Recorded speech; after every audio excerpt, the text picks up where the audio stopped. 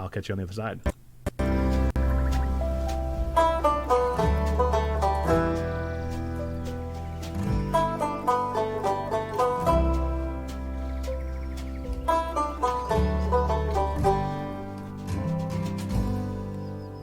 All right, folks, welcome into TWIG. This is The Weekend Geek, our weekly geekly news show that we do here on twitch.tv/checkpointchurch every single Thursday during our Thursday stream, typically around 10 a.m. Eastern Standard Time. We highly encourage you to come and tune in live because this is an interactive podcast news show in which we talk about all of the things that are happening and also talk about games that you're playing right now. So speaking of that, we're actually going to kick that off, and I'm going to let our guests introduce themselves as they tell us what games did they play, what things did they watch, what books did they read, comics, whatever it may be, in the past week. And I'll encourage those in the chat to do so as well. So take it away, Mayfly. So I'm actually playing Elden Ring right now with a friend. So that's new for me because I could not play it when it first came out. I did not like it at all. So that's been interesting and fun. I have her as a guide for me, so that's made it way easier to play. Don't really watch much. I'm trying to catch up on Futurama before the new season premieres, so that'll be fun. And I'm just reading The Nightingale for book club, so that's been fun. Yeah, I think that I'm getting into Nightingale. It is not my genre, and so I'm figuring it out one step at a time. I'm excited to be reading alongside folks, but also I am not a historical fiction buff, so it's taking me some time to kind of click with the characters. But I did hear that it's got a wonderful resolution ending that people just love, and it's just like, it just hits all the right notes. So I'm excited to get there. I'm also reading for my 1001 books list Cloud Atlas, which the movie is a kind of iconic sort of flop, sort of weird success in some ways. And I'm reading the book and I kind of get why it was what it was. I think I totally understand why the movie became what it was, and I understand that the book is in the same way a weird mishmash of really good and also just weirdly bad. And I'm here for it. I'm going to continue reading through it. It is a long book, and so it'll probably take me more than just what the library allows over my 2-week schedule. I am watching Black Mirror. That is my current thing, trying to get through the latest season. It's a bit of a slog. I don't know what in the world they were thinking. My favorite part about Black Mirror was that it was a good 35 minutes to 40-minute show. And every single one of these episodes is very close to an hour. And I'm I don't have time to watch an hour-long, just abysmal, drag me through the muck, sad, depressing show. If I'm going to watch a show, I want it to be either happy and long or just right at 40 minutes and sad, because man, an hour of sadness is a long time. And I'm almost done with the latest, not Danganronpa, but totally Danganronpa game, Master Detective Archives Rain Code. I'm in chapter 4. It's a very standard murder mystery, so it's got 5 chapters, and I'm in chapter 4, nearing the end of it, and I've enjoyed the twist. I don't think it's quite Danganronpa level. I like a lot of the things that it does different, but I'm also missing out on the touch of polish and depth of my favorite Danganronpa games. So we'll see where it continues to go from here and how much I enjoy it. But again, let us know over in the chat what you might be watching, playing, and reading during this time, and we would love to hear what's going on in your lives. With that, we're going to get into some of our trending headlines for this one. So I'm going to let Mayfly lead us off with our first bit of nerdy news.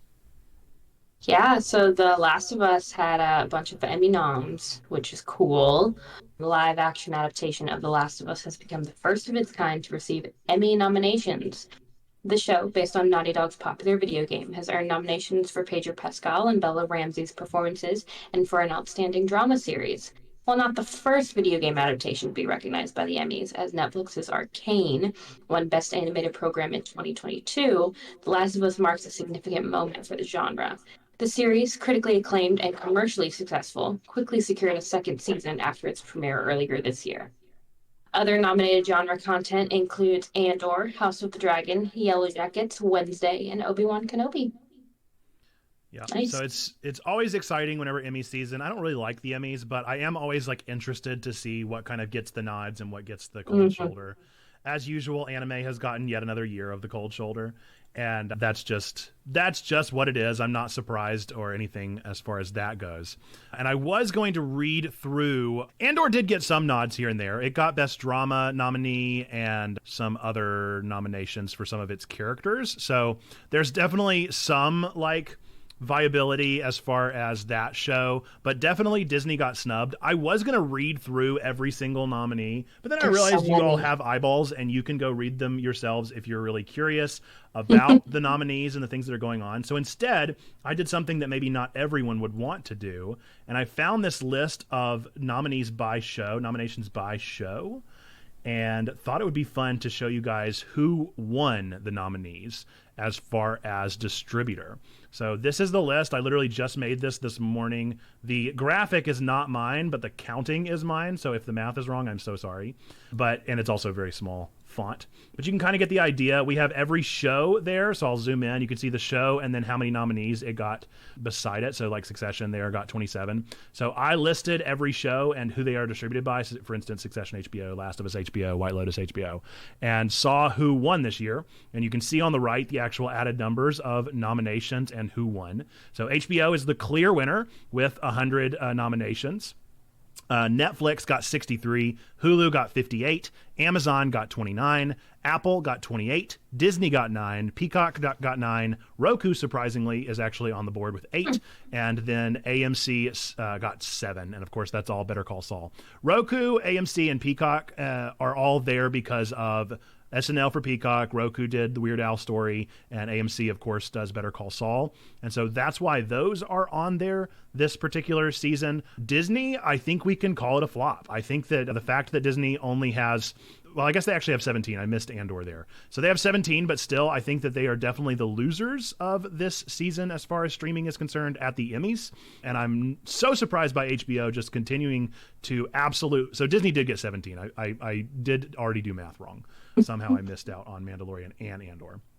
I even tried to snub over Andor, clearly.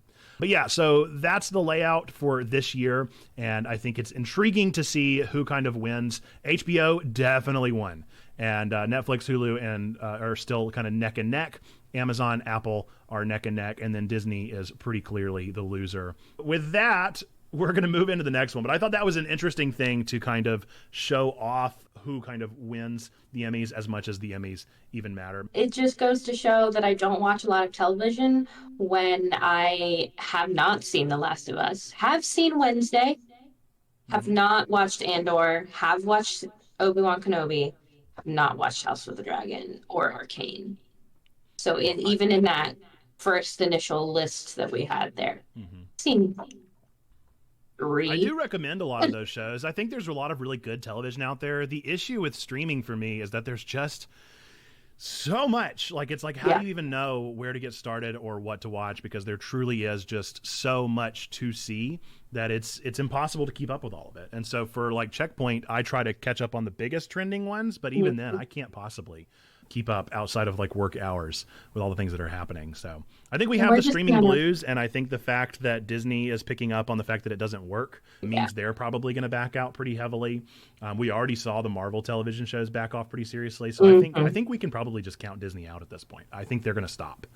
But that's just a prediction for the future, and maybe they'll just try extra hard and maybe have some success next year. But they definitely lost this year. With that, we're going to move into the next one. Do let us know in the chat what you think about this list and the Emmys. I already see some responses there from Perry saying the Emmys might not happen this year if the strike happens, right? The writer's strike seems to be going on kind of perpetually. Sneaky says, I only like to see what gets nominated because I'm always curious as how Hollywood judges itself. Yep, totally agree. I like to look at them, and then I don't take them too much more beyond that. No more serious. Okay, with that, we're going to get into the next one. Maybe some of you have heard about this. Tom Holland has kind of talked about alcoholism and his own personal calling towards abstinence there, not drinking anymore, living a sober life. In a recent interview with Jay Shetty, Spider-Man actor Tom Holland candidly discussed his struggles with alcohol addiction. He admitted to feeling enslaved by alcohol before quitting in 2022. Holland explained that he decided to try a sober January in 2022 and ended up continuing until his birthday in June. He revealed that this period of abstinence resulted in him feeling the happiest and healthiest he's ever been, and it improved his mental clarity and problem-solving ability. Holland attributed his addiction partly to the pressures of his work environment, mentioning that he often felt the need to drink a few beers at events to enjoy himself. Since becoming sober, he's been enjoying the health benefits and feels more like his authentic self. He also expressed a hope that his story could encourage others to consider drinking less, but stressed that he didn't want to pressure anyone into sobriety. I really appreciated this story because I appreciated the fact that he kind of approached it with a sense of humility and not necessarily like saying that everybody has to be sober and that alcohol is the problem, but instead addressing that it can be a mental thing, it can be a health thing, and it can be a nuanced thing. I think that's a good word, Perry. And this is very similar to the belief that we have as far as United Methodist. We definitely believe that abstinence is encouraged and should be the best thing that you can do. Sobriety is certainly the thing that we would encourage people to do. However, if you're able to drink on a social level and enjoy a beverage now and again in a way that is life-fulfilling, we like to say, do good, do no harm, and strive to grow at Checkpoint. So if you can find a way to be in those kind of spaces and still create it as a doing good, doing no harm to yourself or others, and also growing as a person during those times, then there's really no problem there. However, if you find that you are stopping doing good, or if you are doing harm through those actions, then it's important to address those, to be aware of those, and to take steps towards personal and physical and mental health. So I thought this was a good thing, and it was interesting to see it pop up. And yeah, any thoughts on it, Mayfly? I had no idea. Mm-hmm. That's crazy. I mean, that's good for him, you know? Yeah, good for him, especially being able to step out and talk about it and being so humble and not trying to force anything on anybody, but also being like, this is a mental thing that I struggled with. And so, yeah, I mean, good for him. Yeah, absolutely. For me, Tom Holland is perpetually in high school because of Spider-Man. Yeah. Even though I don't think he was even like close whenever he was Spider-Man. But yeah, so I think that was what was so shocking about that to me, is that I just don't even realize like this is a peer, this is a person around my age who is dealing with life struggles and is hopefully reaching a younger audience with a positive message. So I think that's great. All right, Yeah. let's get into the next one. Mayfly, take it away. New Megaman games? Question mark. Capcom, the video game developer behind the Mega Man franchise, is actively considering producing new games for the series, according to statements made during a recent shareholders meeting. However, it is currently working on solidifying a concept, gameplay ideas, and other factors for the potential new entries. This announcement comes after the release of the Mega Man Battle Network Legacy Collection, which has seen more than 1 million units sold since its release in April. Yeah, this is kind of a non-story. I'm excited for it. I'm excited for the possibility. I like that Capcom is acknowledging that Mega Man is such a huge franchise for them. But also, like, they were basically just like, yes, we would love new Mega Man games, and we're kind of thinking about it. We're in the brainstorming phase about maybe doing this thing, perhaps. So it's a bizarre like world for Capcom, and I have a lot of appreciation for Capcom because of Ace Attorney in particular, and Street Fighter certainly, which just had a huge success. So I don't know what I did include this image just for Zando. This is the North American release of the first Mega Man with awful cover art, and I just think it's the funniest image ever. So I had to include that. Pretty good. But what did you think about this, Mayfly? Honestly not a Mega Man person, so like cool for people that are. Right. I think if you are, you'll be tentatively excited. And I see in the chat Sneaky's asking if Xando just exploded, so that's cool. Yeah, I want to know if Xando is more excited about the possibility of new Mega Mans or more upset that I used this abysmal art. Yeah, we'll see. I always wanted to get into the Battle Network series in particular, but I've never been a huge Mega Man fan. I feel like everybody else, I've played Mega Man X, and that's pretty much my like limitation to Mega Man backlore. Like I've never really played through many of the games, never experienced the games as a kid. I was just kind of out of the zeitgeist, as it were. Yeah. But I'm excited for the possibility. I think Mega Man 11 was their most recent one, and it did not work. So, yeah, we'll see. We'll see if they try to do something different, like Street Fighter did, where they really took a turn from what they were even creating and then included a very different vibe and just a total, polish. I think that's what Mega Man really needs, is a huge step forward graphically and in their, contextual storytelling. So we'll see how it goes and how it continues forward. But do let us know your thoughts about Megaman, and if you're excited for potentially new games in the series, if you're nervous about new games in the series, or what your thoughts might be. And do let me know how you feel about this wonderful art. With that, we're going to move into the next story, which is Threads.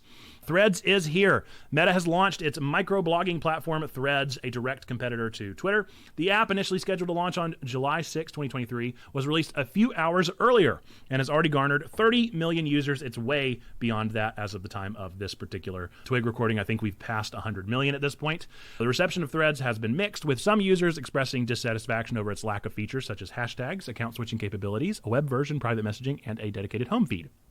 Despite this, Zuckerberg expects the platform to reach over 1 billion users and even mentioned the possibility of introducing ads once it achieves this milestone. High-profile brands and celebrities such as Netflix, Spotify, Xbox, Gordon Ramsay, Bella Ramsey, and Tom Brady have already joined Threads. This is all according to the RGN article. I think that was an interesting inclusion of particular celebrities, but whatever. I am on Threads. I'm enjoying Threads. I like the simplicity, even though the people are kind of hashing out against that. I think it's nice. I think it's refreshing. I'm not a fan of Meta, but I am a fan of Twitter, and I really like the style of microblogging. So I'm here for it. I'm here to try it. I'm experimenting with it, and we'll see where it goes from here. We'll probably continue to update you guys on Twig about what happens in the future here. What are your thoughts, Mayfly? Honestly, I'm going to be honest with you guys. Is it like shorts? What is it?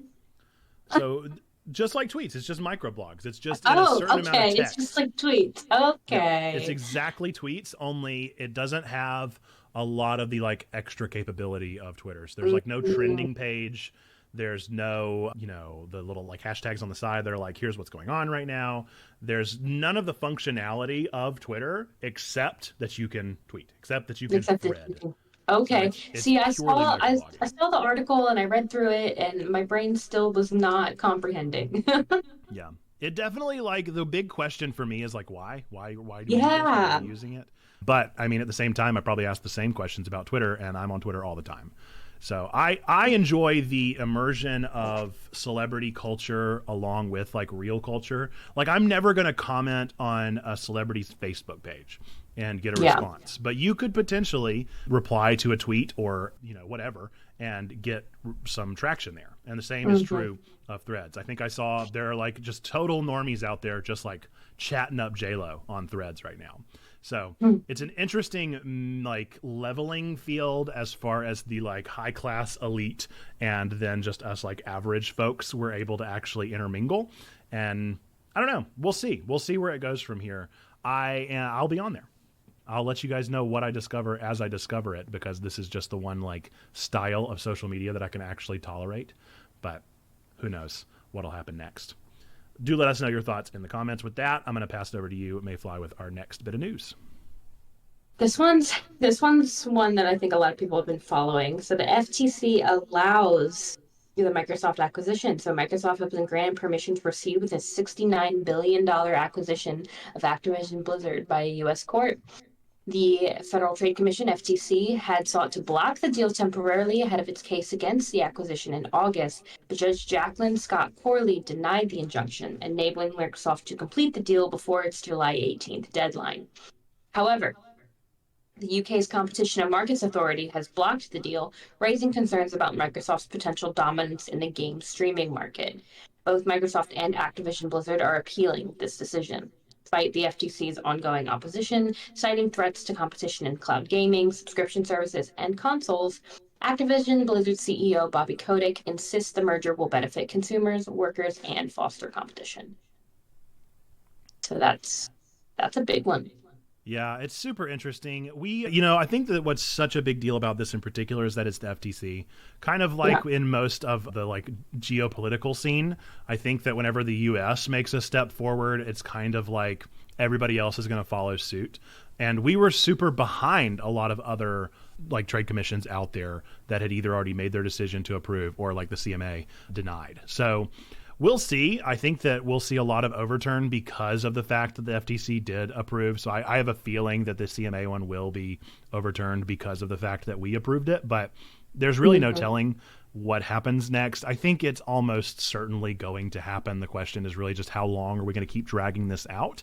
And then what are we going to see? Are we going to see a big boost in Game Pass next year or in the next year, maybe 2025? Who could say? But I'm curious. I don't think this is still not the end. I think we're still going to be hearing more, but hopefully this is the end of the nonstop news of the appeals and the leaks and all the mess that's come out from this thing. Yeah. Yep. Okay, let's move into our next one. This is actually a doubly contributed, so this was going to be a trending news line anyway, but then was also dropped in, I believe, by Perspective. And this is that SEGA of America employees have voted in favor of forming a union known as the Allied Employees Guild Improving SEGA, otherwise known as AEGIS, A-E-G-I-S. The vote saw 91 members in favor with 26 against. AEGIS has partnered with the Communication Workers of America and consists of workers from various departments, including marketing, localization, and quality assurance. This decision comes months after AEGIS filed for an election with the National Labor Relations Board. The goals of the union include securing higher base pay, stable benefits, and sufficient staffing to eliminate overwork. AEGIS now joins the rank of unionized workers at other gaming companies such as Raven Software, Blizzard, Albany, and ZeniMax.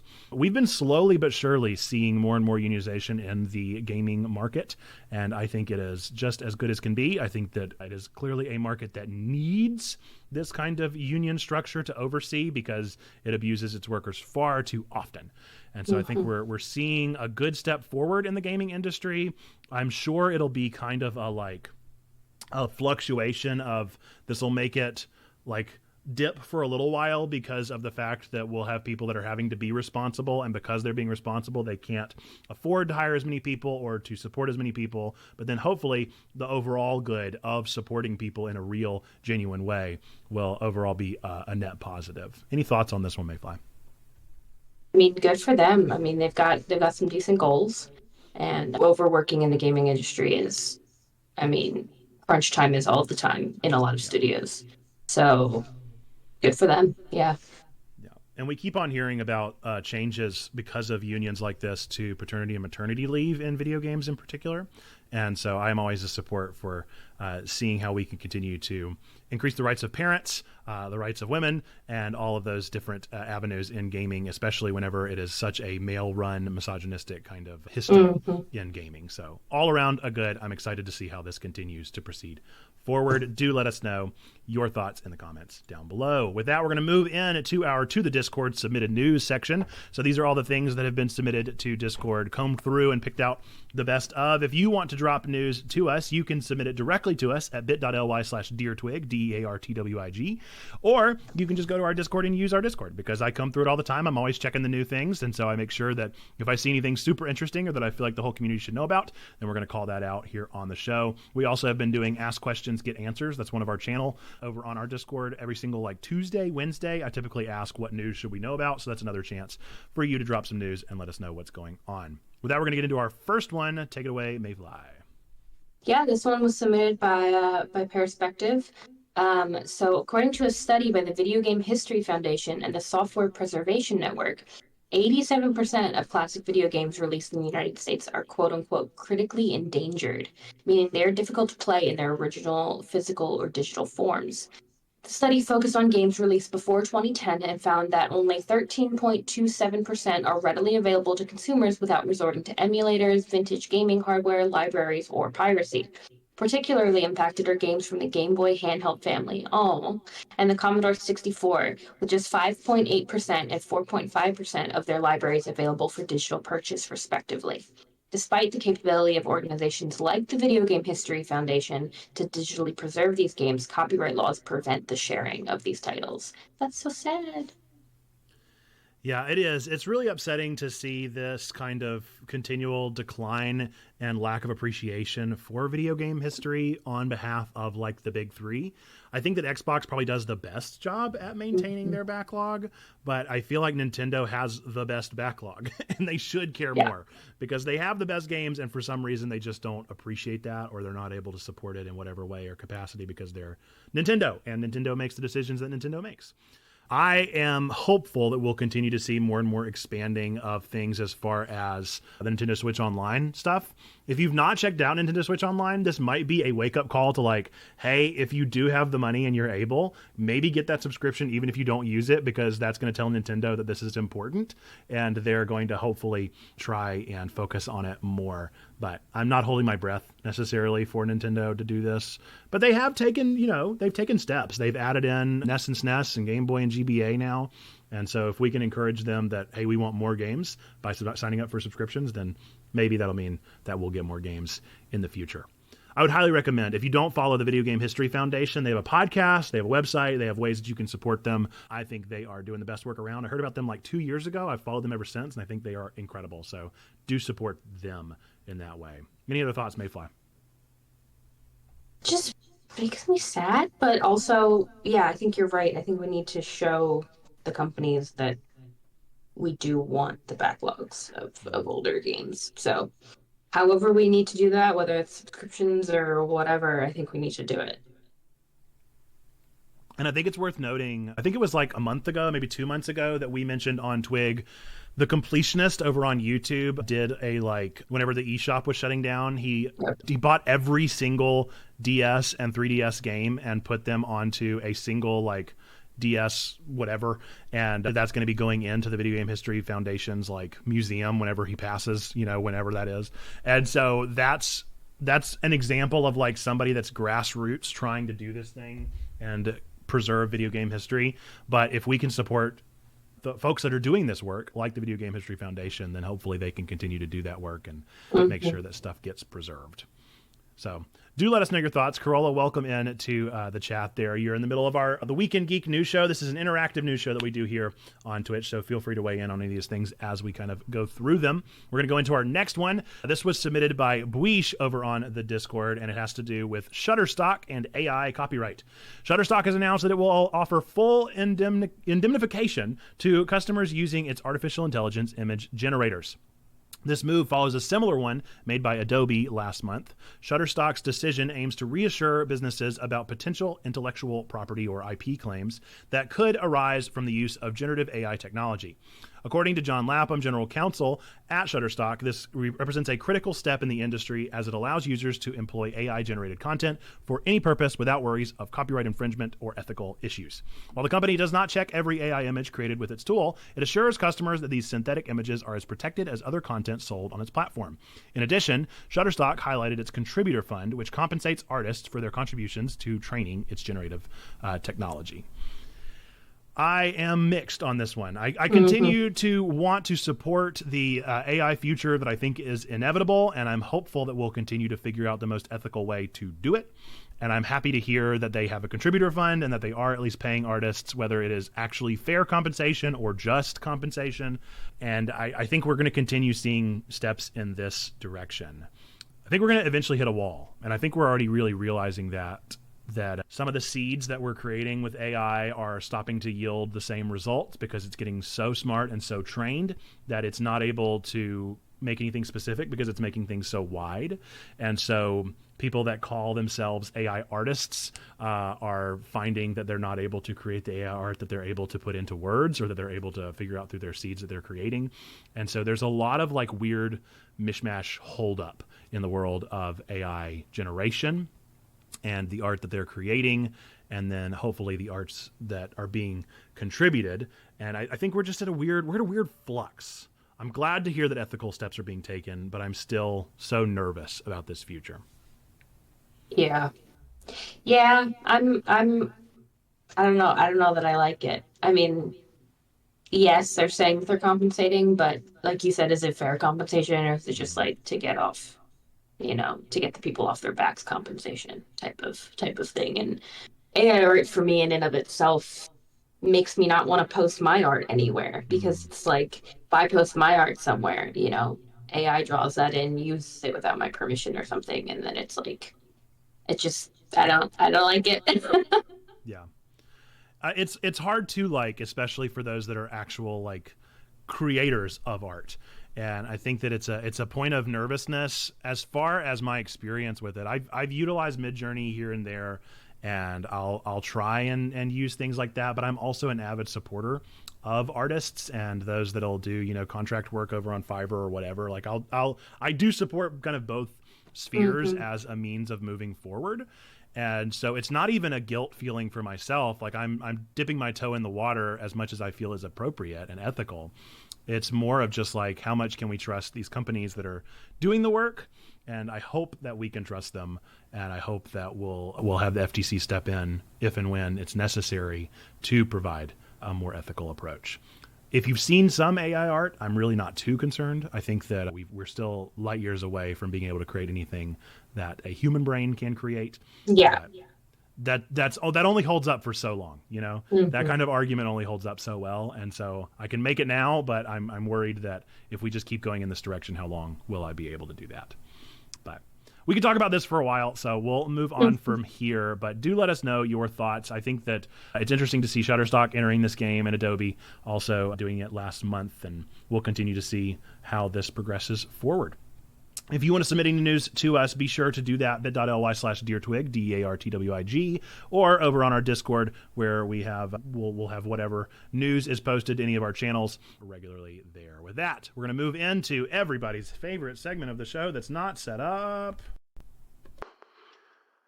At this point in nerd history, we're going to go back in time to every game and movie that was released on this day in history. So July 13th throughout time and space. Mayfly, take it away with games released July 13th throughout time. It was released on July 13th. In 1980, Space Invaders was released in Belgium. 2006, Persona 3 released in Japan. 2007, Elite Beat Angels was released in the UK. 2017, Hey Pikmin was released in Japan. And 2018, Captain Toad Treasure Tracker and Octopath Traveler came out. So those are... It was a really good suite of games. I think that I was actually impressed by. Sometimes we get some good ones, and sometimes we really don't. I will say, quick caveat of Elite Beat Agents, not Angels. And I don't know if Elite Beat Angels should exist. I think that we need that. I think that would be a great game. I can't read. You're all good. So those are the games released on this day in history. Now for movies, we got 3 back in 2001. The cult classic Legally Blonde was released. 2018, 8th Grade, Bo Burnham's hit there. And then in 2021, The Deer King, which is an anime that you may or may not have ever heard of, but it's a good one and worth your time. And those are the movies and the games released at this point in nerd history. With that, we're going to get into our next segment of the show, which will be upcoming releases for the week. Folks, there are so many indie games coming out this week. And so what we're going to do is I'm going to go through movies and comics, and then like the first half, or really like a third of the games, everything coming up until the 17th.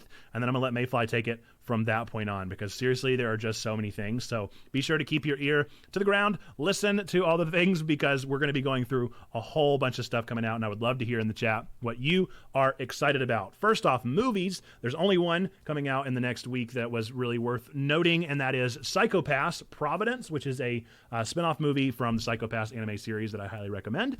Comics, we have 2 comics coming out. On the 18th, we have a comic called Mother Nature, and on the 19th, Unnatural Order. With that, we're going to get through this epic list of games. So, coming out today, the 13th of July, we have Atelier Marie Remake, The Alchemist of Sauberg. We have Battle Bows, Dyschronia Chronos Alternate, Episode 3, End of Hallucinations, too long. Gravity Circuit, Manic Mechanics, Sonic Prime Dash, Testament, The Order of High Human, Toho, New World, yet another Zombie Survivors, Operation Wolf Returns, First Mission, Life of Slime, and then coming out on the 14th, Arena Breakout, Sega's latest Exoprimal, Invector Rhythm Galaxy, Jagged Alliance 3, Ridiculous Fishing EX, Throwback, Catch and Cook, and then Try Again, and take it away from there with the 17th Mayfly. 17th, Sticky Business. 18th, Coreborn, Nations of the Ultra Core. From Madness with Love, Full Void, Lisa, Definitive Edition, My Friendly Neighborhood, Remedium, Sentinels, Roto Force, Space Invaders, World Defense, Tectonica, don't know why I couldn't read that, Viewfinder, Xenonauts 2, Hell Let Loose, Devotion to Duty, Murder is Game Over, Streaming Death, They Speak from the Abyss, Zenith. On the 19th, we've got Blackout Protocol, Cramped Room of Death, Cross Tales, Let's, Revolution, T for God, The Repair House, and Thief Simulator 2. Any of those games stand out for you in particular, Mayfly? There is some with some interesting titles. I'll tell you that much. Yeah, there's some curious ones. Like Murder is Game Over, Streaming Death. What even? Gotta be a Danganronpa-esque. I think that's an indie. It's gotta be. It's an indie Danganronpa-esque game. I think it's a RPG Maker, so it'll either be really good or just another one. Sometimes they're just like people will have a passion for these games and they'll just create them. Just make them. Yeah. Yeah. There's no. Yeah, that was an interesting title. I know my fiance has tried Hell Let Loose. He was playing it with some friends and they weren't super into it, but they may check it back out now that there's, a DLC or whatever coming out for it. A lot of these were releases that we played over Next Fest as well.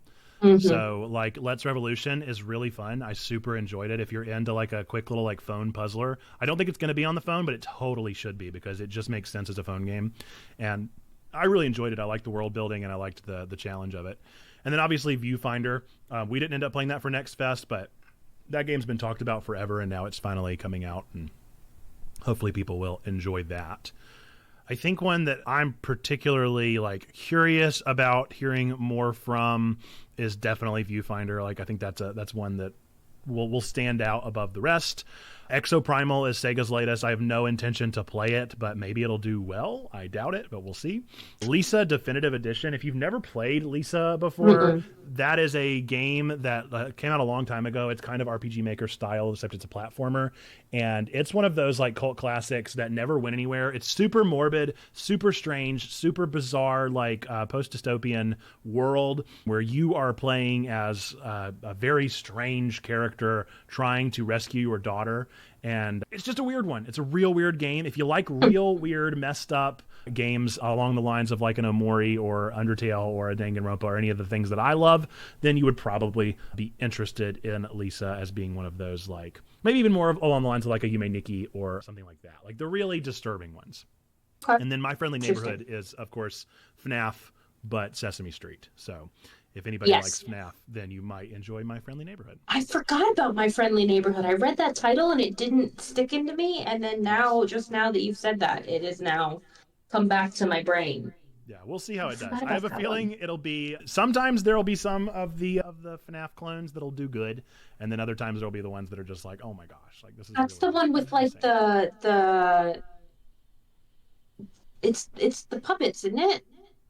Yes, this is it's Sesame Street straight up. Yeah, it's the puppets, and you have like a letter thing, right? Is that what I'm talking about?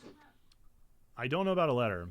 I think that you have a crowbar in this one, so I think it goes full Half-Life. But I'm not quite sure where this one goes or what it does.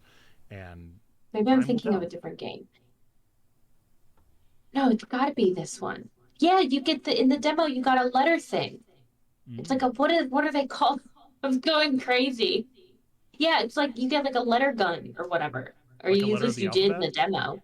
Yeah, like the letter of the day. Yeah, that's really funny. But you got like a letter. There's a word for it. They used to use them for like typewriters or whatever. Yeah, but not like obviously. Says Sneaky Pigs has a Steam demo. I think it was from Next Fest, and they're excited for people to play their game. I remember when Matt Pat played it. Yeah. I typically don't. We'll see if Matt Pat covers it, then that'll mean that it's one worth playing. If he does not talk about it, then it's probably just another clone. I'm sure he will because he's played the demo. Right. Do let us know in the comments which ones you might be excited about, if any of those games stand out for you, or if you just have a game that you've been looking forward to for a long time that's coming out in the next week. There's a lot of them there. So that's a ton of games, and hopefully some of them will be worth our time. Now we're going to end in the last segment of the show, which is our Meme of the Week. Our Meme of the Week this week comes from the one and only Kung Fu Carl over on our Discord. If you want to be considered for our Meme of the Week, then you can use our Memes and Goofs channel over on the Discord, and we typically go with whichever one has the most likes and reactions. This week it was a pretty clear winner, and this is Charmander evolving into Gerrymander, an unbeatable Pokemon due to its ability to randomly change the rules of battle during the time. Very funny stuff. Love it. I love a little video game pseudo-political commentary. Always a fun time. Always a goofy bit. And you guys know I love Pokemon, so I'm a sucker for any Pokemon puns. I'll do it. I love it. It makes me laugh every time. But with that, we're going to end the show. But before we do our 3 things, I'm going to give Mayfly just a chance to go ahead and share. Where are you? What are you doing? Where can people follow you and find out more about what's going on? I am on Twitch, xmayfly, twitch.tv/xmayfly. Sometimes I'm there, here, there. And I'm all over the Checkpoint Discord. Just all over it, all the time. In the boombox, come hang out, listen to some tunes. Yeah, it's a chill time. Rock on. Okay, well, with that, we're going to end the show with our 3 things that we believe to be true about every single one of you. But before we do that, I do want to let you know that TWIG is a weekly geekly news show that we do here on Twitch every single Thursday during our stream, twitch.tv/checkpointchurch. If you want to be an active part of the conversation and be in the chat, tune in during that stream. Typically, it's right at 10 a.m. Eastern, but sometimes it fluctuates around whenever we have a guest join us. But if you enjoy this show and you watched this far in the video, then you can click that like button. Also chat, say hi, YouTube. And you can click that like button, let us know that this is the kind of content that you enjoy. If you're listening over on a podcast feed, we thank you for listening there. Be sure to leave us a 5-star and a review there on whatever store so that we can be seen by more people and get the geekly news in a family-friendly way out there to more people. With that, now we're going to for real end the show with our 3 things that we believe to be true about every single one of you out there. Number 1, we believe that God loves you, like really, really loves you. Number 2, we love you. We want community with you. And number 3, that you, yes, you matter. You are a person of sacred worth. The world is a better place. Why? Because you are in it. Folks, with that, until the next time that I see you, thanks for watching TWIG, and we'll catch you next week. Bye-bye!